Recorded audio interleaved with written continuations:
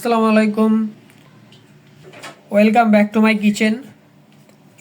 আপনারা সকলে কেমন আছেন? আশা করি সকলে খুব ভালো আছেন। আমিও খুব ভালো আছি এবং আপনাদের সামনে আজকে নিয়ে চলে আসলাম অনেকটি মজাদার রেসিপি। আমি আজকে মুরগির ভাপা করব। তো কিভাবে করছি আপনারা ভিডিওটি সম্পূর্ণ দেখতে থাকুন। দেখুন, আমি প্রথমে মাংসগুলো ছোটো ছোটো টুকরো করে কেটে নেব ভাপা করার জন্য।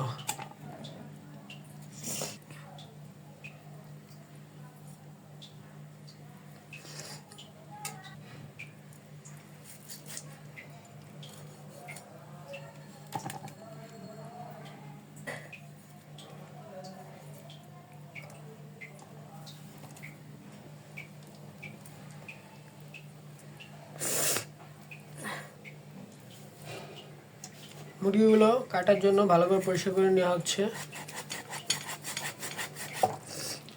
এখানে যেহেতু ভাপা করা হবে এই জন্য পিসগুলো একটু ছোট করে নেব।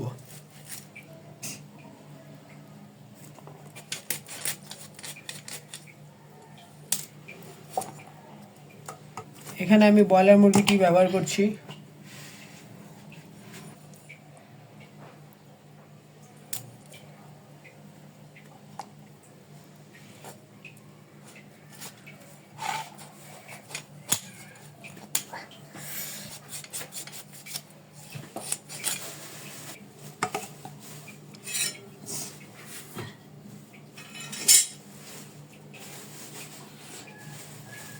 এখানে আমার মাংস কাটা কমপ্লিট। এখানে মাংসগুলো ভালো করে পরিষ্কার করে ধুয়ে নেওয়া হচ্ছে।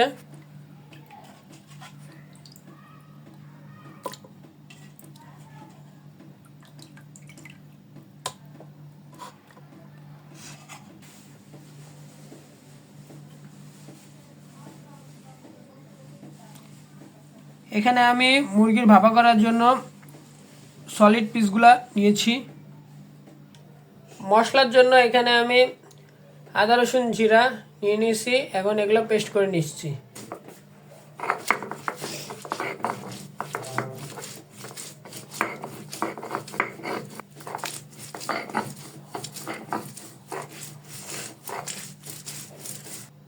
এখানে আমি 4-5টি গোলমরিচ দিয়ে দিলাম।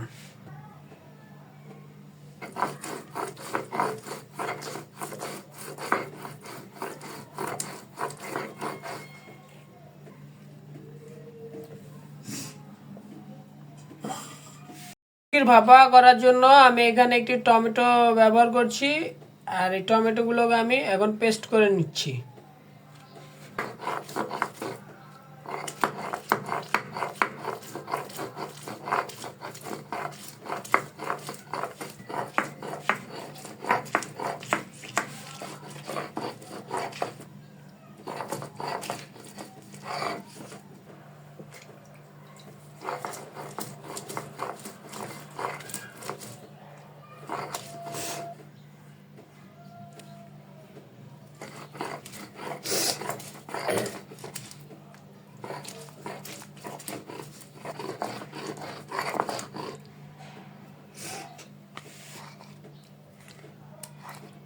টমেটো পেস্ট করা শেষ, আমি এখন এগুলা একটি বাটির মধ্যে তুলে নিলাম।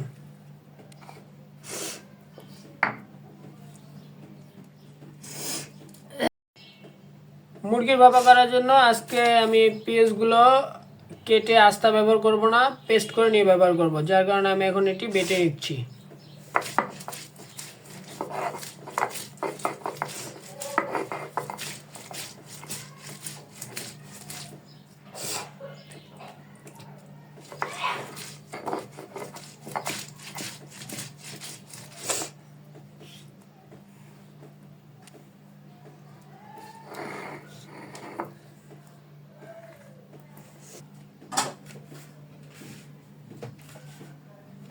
এখানে আমি আদা রসুন জিরার পাশে পেঁয়াজ বাটাটাও উঠিয়ে নিয়েছি। আমি এখানে মাংসগুলো ভাপা করার জন্য এখন এগুলো আমাকে সুন্দর করে মাখিয়ে নেব। প্রথমে আমি দিয়ে দিব পরিমাণ মতো লবণ, তারপর হলুদের গুঁড়া, এরপর পেস্ট করে রাখা আদা রসুন জিরা পেঁয়াজ বাটা,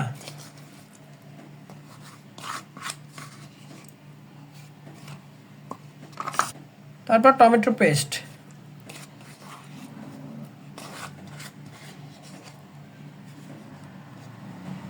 এখানে রয়েছে 2টি এলাচ, দারচিনি আর তেজপাতা, এগুলো আমি দিয়ে দিলাম। এরপর দিয়ে দিলাম মরিচের গুঁড়া,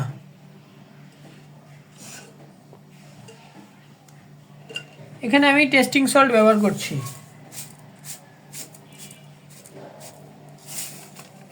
তারপর দিয়ে দেব পরিমাণ মতো তেল।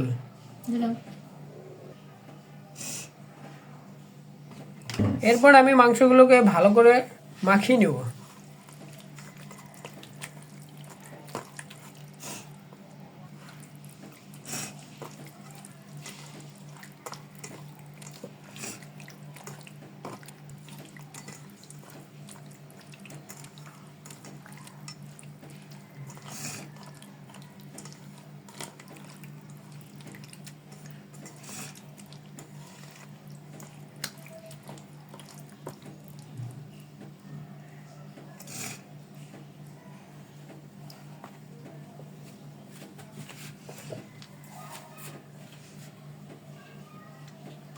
মাখানো মাংস থেকে সুন্দর একটা স্মেল আসছে। তারপর আমি এখানে সামান্য পানি দিয়ে দিলাম।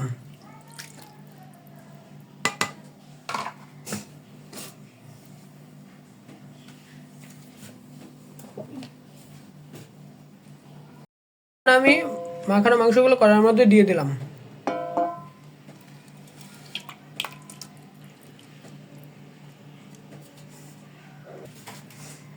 পানি একটু দিয়ে দাও।